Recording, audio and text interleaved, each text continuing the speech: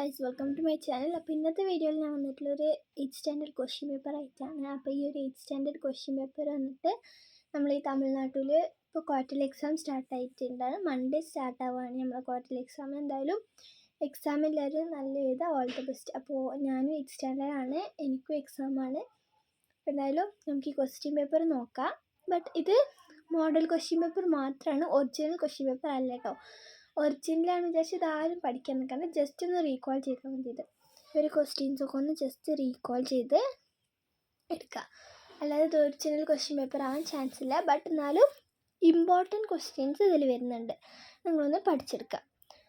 First നല്ല പഠിച്ച ശേഷം മാത്രം ഈ ഒരു ക്വസ്റ്റ്യൻ പേപ്പർ നിങ്ങൾ നോക്കി ജസ്റ്റ് ഒന്ന് റീകോൾ ചെയ്യുക, നല്ലതാണ്. അപ്പോൾ എന്തായാലും നമുക്ക് ഈ ക്വസ്റ്റ്യൻ പേപ്പർ നോക്കാം. 100 മാർക്കിനാണ് ഈ വർഷം തൊട്ട് നമ്മൾ എക്സാം എഴുതാൻ പോകുന്നത്.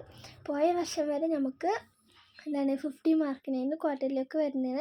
പക്ഷേ ഈ വർഷം തൊട്ട് നമുക്ക് 100 മാർക്കിനാണ് quarterly exam. Quarterly, half yearly, ആനുവലൊക്കെ നമുക്ക് 100 മാർക്കിന്. പിന്നെ മിഡ് ടേം ടെസ്റ്റൊക്കെ 15 മാർക്കിനാണ് നമുക്ക് എക്സാം വരുന്നത്.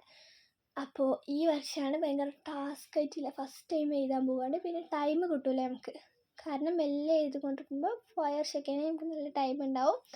പക്ഷേ ഈ വർഷം ടൈം ഉണ്ടാവില്ല, എന്ന് വെച്ചാൽ വേഗം സബ്മിറ്റ് ചെയ്യണം, കുറേ ക്വസ്റ്റ്യൻസ് ഉണ്ടാവും.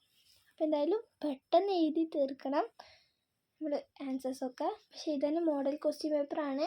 അപ്പോൾ എന്തായാലും നിങ്ങളൊന്നും പഠിച്ച് വെക്കുക ഗൈസ്.